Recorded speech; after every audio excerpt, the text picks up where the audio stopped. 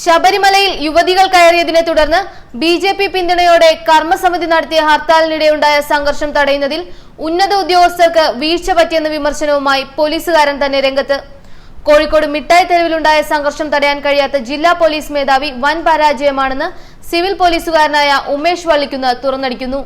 ശബരിമലയിൽ യുവതികൾ കയറിയതിനെ തുടർന്ന് ബിജെപി പിന്തുണയോടെ കർമ്മസമിതി നടത്തിയ ഹർത്താലിനിടെയുണ്ടായ സംഘർഷം തടയുന്നതിൽ ഉന്നത ഉദ്യോഗസ്ഥർക്ക് വീഴ്ച പറ്റിയെന്ന വിമർശനവുമായി പോലീസുകാരൻ തന്നെ രംഗത്തെത്തിയിരിക്കുന്നു. കോഴിക്കോട് മിഠായി തെരുവിലുണ്ടായ സംഘർഷം തടയാൻ കഴിയാത്ത ജില്ലാ പോലീസ് മേധാവി വൻ പരാജയമാണെന്ന് സിവിൽ പോലീസുകാരൻ ഉമേഷ് വള്ളിക്കുന്ന് തുറന്നടിക്കുന്നു. മിഠായി തെരുവിലെ സംഘർഷം ഒഴിവാക്കാൻ കഴിയുന്നതായിരുന്നു. എന്നാൽ കൃത്യമായ പദ്ധതി തയ്യാറാക്കാതിരുന്നതും അത് ഉദ്യോഗസ്ഥരെ അറിയിക്കാതിരുന്നതും പരാജയമായെന്നും ഉമേഷ് വിമർശിക്കുന്നു. അക്രമമുണ്ടായ ശേഷം അറസ്റ്റ് ചെയ്യുന്നതല്ല, അക്രമത്തെ തടയുന്നതാണ് പോലീസിംഗ് എന്ന് ഒരു IPS ഉദ്യോഗസ്ഥന് അറിയേണ്ടതല്ലേ എന്നും സർക്കാരും DGPയും നിർദ്ദേശിച്ച പ്രകാരം കടകൾക്ക് സുരക്ഷ നൽകാനുള്ള എല്ലാ സാഹചര്യവും ഉണ്ടായിരുന്നിട്ടും പോലീസിന്റെ വില കളയുന്ന അവസ്ഥയുണ്ടാക്കിയത് അദ്ദേഹം വിമർശിക്കുന്നു. അത് അറിവില്ലായ്മ കൊണ്ടോ അതോ മറ്റെന്തെങ്കിലും താല്പര്യങ്ങൾ കൊണ്ടാണോ ഉണ്ടായതെന്നും ഉമേഷ് ചോദിക്കുന്നു. സമൂഹ മാധ്യമത്തിലിട്ട കുറിപ്പിലൂടെയാണ് ഉദ്യോഗസ്ഥൻ വിമർശനമുയർത്തിയിരിക്കുന്നത്. കുറിപ്പിന്റെ പൂർണ്ണരൂപം ഇങ്ങനെ: മിനിഞ്ഞാന്ന് പാതിരാത്രി നമ്മുടെ പ്രിയപ്പെട്ട തെരുവിന് കാവലിരിക്കുകയാണ് പോലീസുകാർ. ഭരണഘടനയ്ക്കും സുപ്രീം കോടതിക്കുമെതിരെ തുടരെ ഹർത്താൽ പ്രഖ്യാപിച്ച് അതിന്റെ മറവിൽ തലയിൽ വെളിച്ചം കയറാത്ത നാലാംകിട ഗുണ്ടകളെ ഇറക്കിവിട്ട് രാജ്യദ്രോഹവും ജനദ്രോഹവും പതിവാക്കിയ നേതാക്കളൊക്കെ കൂർക്കം വലിച്ചും കേലയൊലിപ്പിച്ചും കിടന്നുറങ്ങുമ്പോൾ ഇവരിങ്ങനെ കൊതുകടിയും മഞ്ഞും കൊണ്ട് രാത്രി തള്ളി നീക്കണം. 8 മണിക്കൂർ ഡ്യൂട്ടി എന്നൊക്കെ കേട്ടുകേൾവി ഉണ്ടാകും. രാവിലെ 5:30 മണിക്ക് യൂണിഫോം ഇട്ട് വന്നവരാണ്. 24 മണിക്കൂർ കഴിഞ്ഞാലെങ്കിലും യൂണിഫോം അഴിക്കാനാകുമോ എന്നുറപ്പില്ല. കൂടെ ഉണ്ടായിരുന്ന പലരും പരിക്കേറ്റ് ആശുപത്രികളിലാണ്. ഡ്യൂട്ടിയല്ലേ, ഇങ്ങനെയൊക്കെ വേണ്ടിവരുമെന്ന് പോലീസുകാർക്കറിയാം. ഇതൊന്നും പുതിയ അനുഭവമല്ല ഒരു പോലീസുകാരനും. ബോംബെറിനും പുരകത്തിച്ചും കൊള്ളയടിച്ചും തെരുവിൽ അഴിഞ്ഞാടിക്കഴിഞ്ഞ് ഊളകളും അവരെ ഇളക്കിയിറക്കിവിട്ട മരയുളകളും കിടന്നുറങ്ങുമ്പോഴൊക്കെ ഉറങ്ങാതെ ജനങ്ങളുടെ ജീവനും സ്വത്തിനും കാവലിരിക്കേണ്ടത് പോലീസുകാരന്റെ ഡ്യൂട്ടിയാണ്. ഇവിടെ പക്ഷേ വേദനിപ്പിക്കുന്നത് അതല്ല. പൊതുസമൂഹം മുഴുവൻ കോഴിക്കോട്ടെ പോലീസിന്റെ വീഴ്ചയെ ചർച്ച ചെയ്യുന്നത് കേട്ടുകൊണ്ട് നിസ്സഹായരായിരിക്കേണ്ടി വരുന്നതാണ്. സർക്കാർ ഉറപ്പുപറഞ്ഞ സുരക്ഷ കോഴിക്കോട്ടെ കച്ചവടക്കാർക്ക് നൽകാനാവാതെ പഴി കേൾക്കേണ്ടി വരുന്നതാണ്. രാവും പകലും കഷ്ടപ്പെട്ടിട്ടും ഒരു നല്ല വാക്ക് കേൾക്കാനില്ലാത്തത് കൊണ്ടാണ്. ഈ സാഹചര്യത്തിലാണ് ചിലതൊക്കെ പറയേണ്ടി വരുന്നത്. ഇവൻ ആരെന്നും ഇവൻ എന്തർഹതയെന്നുമൊക്കെ മറുചോദ്യവും അച്ചടക്ക ലംഘനമെന്ന ആക്ഷേപവും നടപടികളുമൊക്കെ വരുമെന്നും അറിയാതെയല്ല. പക്ഷേ ഉന്നത ഉദ്യോഗസ്ഥന്റെ ഗുരുതരമായ വീഴ്ചയ്ക്ക് കോഴിക്കോട്ടെ പോലീസുകാർ മുഴുവൻ അപമാനിതരാകേണ്ടതില്ല എന്ന ഉറച്ച ബോധ്യമുള്ളത് കൊണ്ട് എഴുതുക തന്നെ ചെയ്യുന്നു.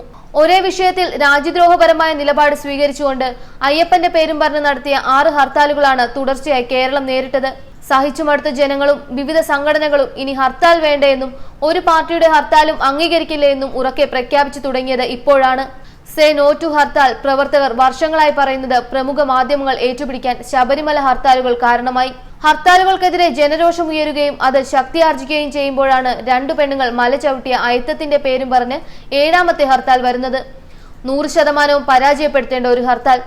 കച്ചവടക്കാർ കട തുറക്കാൻ തയ്യാറാണെന്നും കേരള പോലീസ് അവർക്ക് സുരക്ഷയൊരുക്കണമെന്നും പ്രഖ്യാപനങ്ങളുണ്ടായി. സർക്കാർ ജനങ്ങൾക്കൊപ്പം ഉത്തരവാദിത്തത്തോടെ നിലകൊണ്ടു. മാറ്റത്തിന്റെ പ്രതിരോധത്തിന്റെ കാറ്റ് കണ്ടു പേടിച്ച നേതാക്കന്മാർ അണികളെന്ന പേരിൽ കൂലിത്തല്ലുകാരെയും വിഷജീവികളെയും ഇളക്കിയിറക്കി വിട്ട് അണിയറയിലേക്ക് പതുങ്ങി. ഹർത്താലിനെ എതിർക്കുന്നവരെ പേടിപ്പിക്കാൻ തലേന്ന് തന്നെ അണികൾ തെരുവിൽ അഴിഞ്ഞാട്ടം തുടങ്ങി.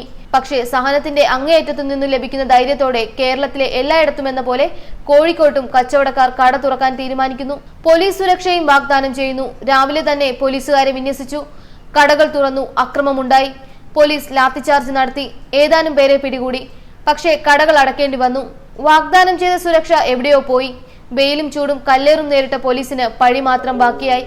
എന്തുകൊണ്ട്? ആരാണ് ഉത്തരവാദി? ആ ചോദ്യത്തിന് ഉത്തരം തേടുമ്പോഴാണ് കോഴിക്കോട്ടെ ജില്ലാ പോലീസ് മേധാവി ഒരു വൻ പരാജയമാണെന്ന് തിരിച്ചറിയുന്നത്.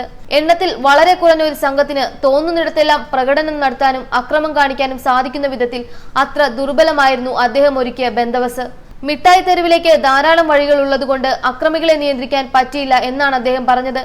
ആ വഴികളൊന്നും പുതിയതല്ല. ഊടിവഴികളിലൂടെയല്ല, പ്രധാന റോഡുകളിലൂടെയാണ് അക്രമികൾ വന്നത്. തുറന്ന കടകളുടെ അടുത്തെത്തുന്നതിനു മുൻപേ അവരെ തടയാനുള്ള യാതൊരു സംവിധാനവും കണ്ടില്ല. 3 വഴികളിൽ അക്രമികളെ തടയാനുള്ള പോലീസിനെ വിന്യസിച്ചാൽ തന്നെ വിജയിക്കുമായിരുന്നു. അതുണ്ടായില്ല. അക്രമമുണ്ടായ ശേഷം അറസ്റ്റ് ചെയ്യുന്നതല്ല, അക്രമത്തെ തടയുന്നതാണ് പോലീസിംഗ് എന്ന് ഒരു IPS ഉദ്യോഗസ്ഥൻ അറിയേണ്ടതല്ലേ? അവിടെ ജോലിക്ക് നിയോഗിക്കുന്ന ഉദ്യോഗസ്ഥർക്ക് താൻ പ്ലാൻ ചെയ്തിരിക്കുന്ന ബന്ദോബസ്തിനെ കുറിച്ച് മനസ്സിലാക്കി കൊടുക്കേണ്ടതും മറ്റു യൂണിറ്റുകളിൽ നിന്നും വന്ന ജോലി ചെയ്യുന്ന ഉയർന്ന ഉദ്യോഗസ്ഥർക്കെങ്കിലും സ്ഥലത്തിന്റെ ലേഔട്ടും അക്രമികൾക്ക് വരാനും പോകാനുമുള്ള വഴികളും വരച്ചു കൊടുക്കേണ്ടതല്ലേ? സർക്കാരും DGPയും നിർദ്ദേശിച്ച പ്രകാരം കടകൾക്ക് സുരക്ഷ നൽകാനുള്ള എല്ലാ സാഹചര്യവും ഉണ്ടായിരുന്നിട്ടും പോലീസിന്റെ വില കളയുന്ന അവസ്ഥയാണ് ഉണ്ടാക്കിയത്. അറിവില്ലായ്മ കൊണ്ടോ അതോ മറ്റെന്തെങ്കിലും താല്പര്യങ്ങൾ കൊണ്ടോ? അക്രമികളെ അടിച്ചോടിക്കുമ്പോൾ അവർ പോകുന്ന വഴിക്കൊക്കെ അലമുണ്ടാക്കുമെന്നും തച്ചു തകർക്കുമെന്നും അറിയാത്തതല്ലോ. 50 പേരെങ്കിലും അറസ്റ്റ് ചെയ്ത് മാറ്റുവാനുള്ള സംവിധാനം ഇല്ലാതെ പോയത് എന്തുകൊണ്ടാണ്? തലേ ദിവസം സ്ത്രീകൾ ഉൾപ്പെടെയുള്ളവരെ ആക്രമിച്ച അതേ ഗുണ്ടകൾ പിറ്റേന്നും അക്രമത്തിന് മുമ്പിൽ നിന്നത് കണ്ടു. അക്രമം നടത്തി സുഖമായി വീട്ടിൽ പോയിറങ്ങി പിറ്റേന്ന് വീണ്ടും അക്രമിയായി വരാൻ അവർക്ക് എങ്ങനെ ധൈര്യം കിട്ടുന്നു? ഉത്തരേന്ത്യൻ കലാപങ്ങളുടെ മാതൃകയിൽ റോഡുകളിലൂടെ ആ സമയത്ത് ഒരു പോലീസ് സാന്നിധ്യവുമില്ലാതെ കോഴിക്കോടൻ റോഡുകൾ സകലതും തകർത്തെറിഞ്ഞും തീകൊളുത്തിയും നടന്നു നീങ്ങുന്ന കാഴ്ച കോഴിക്കോടൻ ജനതയിലുണ്ടാക്കിയ അരക്ഷിതത്വത്തിന് ഉത്തരവാദി ജില്ലാ പോലീസ് മേധാവിയല്ലേ? ബന്ദോബസ്തിന്റെ പരാജയത്തിന് ഏറ്റവും വലിയ ഉദാഹരണമായിരുന്നു വലിയങ്ങാടിയിൽ കണ്ടത്. കച്ചവടക്കാർ ധീരമായി കടകൾ തുറന്ന വലിയങ്ങാടിയിൽ നിയോഗിച്ചത് 2 പോലീസുകാരെ. ആളെ കൂട്ടി വരാമെന്ന് ഭീഷണിപ്പെടുത്തിപ്പോയ അക്രമികളെ പേടിച്ചിട്ടായിരിക്കില്ല ആ കടകൾ പൂട്ടിയത്. ആ 2 പോലീസുകാരുടെ ജീവൻ കൊണ്ട് കളിക്കാൻ കമ്മീഷണറെ പോലെ കച്ചവടക്കാർക്ക് മനസ്സ് വരാത്തത് കൊണ്ടാകണം. സ്വന്തം സുരക്ഷയ്ക്ക് ഒരു വണ്ടി പോലീസുകാരെ വേണ്ടിവരുമ്പോൾ ഒരു അങ്ങാടിയിലെ കലാപം ഒഴിവാക്കാൻ വിന്യസിച്ചത് വെറും 2 പേരെ. ഇത്രയും പറഞ്ഞത് ഇനിയെങ്കിലും ഇത്തരം സംഭവങ്ങൾ ഉണ്ടാകുമ്പോൾ കൃത്യമായ ബന്ദോബസ്ത് സ്കീം ഉണ്ടാക്കി സുരക്ഷയൊരുക്കാൻ സിറ്റി പോലീസ് മേധാവി തയ്യാറാകണം എന്ന് അപേക്ഷിക്കാനാണ്. ഹർത്താലിന്റെ സ്ഥിരം ബന്ദോബസ്ത് സ്കീം തീയതി മാറ്റി കോപ്പി പേസ്റ്റ് ചെയ്താൽ പോരാ. അതാത് സമയത്തെ സാഹചര്യങ്ങൾ കണക്കിലെടുത്ത് അത് പുതുക്കി പണിയണം. കമാൻഡിംഗ് ഓഫീസർമാർക്കെങ്കിലും അതിന്റെ പകർപ്പും നൽകണം. പോലീസുകാരെ അടിമകൾ എന്ന മട്ടിൽ കാണാതെ അവർക്ക് ധൈര്യവും ഊർജവും നൽകി നയിക്കുമ്പോഴാണ് ഒരാൾ യഥാർത്ഥ പോലീസ് മേധാവിയാകുന്നത്. അതിന് കീഴുദ്യോഗസ്ഥർ വിഡ്ഢികളാണെന്ന ധാരണ മാറ്റണം. ചുമലിലുള്ള 3 അക്ഷരം ഒഴിച്ചാൽ ഒപ്പം നിൽക്കാൻ പറ്റുന്ന വിദ്യാഭ്യാസമുള്ളവരാണ് പോലീസുകാരിലേറെയും. ഫീൽഡിൽ നിൽക്കുന്ന ജനങ്ങളോട് ഇടപഴകുന്ന ACP മുതൽ സിവിൽ പോലീസ് ഓഫീസർ വരെയുള്ള പോലീസുകാർക്ക് അനുഭവജ്ഞാനം കൂടുതലുണ്ടാവും. അവരിൽ നിന്ന് വിവരങ്ങൾ അറിയാൻ ശ്രമിച്ചാൽ ഗുണമുണ്ടാവും. ഹൈറാർക്കിയുടെ ഉയരത്തിൽ നിന്ന് കൽപ്പനകൾ മാത്രം പുറപ്പെടുവിക്കുന്ന ഒരാൾക്ക് മേധാവിയാകാനേ പറ്റൂ, നായകനാകാൻ പറ്റില്ല. ഇതൊക്കെ നേരെ ചെന്ന് പറഞ്ഞാൽ പോരെ? പൊതുസമൂഹത്തിൽ പറയുന്നത് കുറ്റമല്ലേ എന്ന ചോദ്യം വരും. പക്ഷേ നേരെ ചെന്ന് ആരോട് പറയാൻ, ആര് കേൾക്കാൻ? ഇതാവുമ്പോൾ അച്ചടക്ക നടപടികൾ വന്നാൽ എനിക്ക് കണ്ടം തികയാതെ വരുമെങ്കിലും കേൾക്കേണ്ടവർ കേൾക്കുക തന്നെ ചെയ്യും, വായിക്കേണ്ടവർ വായിക്കുകയും. അക്രമികളെറിഞ്ഞ വാക്കുകളോളം മൂർച്ച കല്ലുകൾക്കില്ല.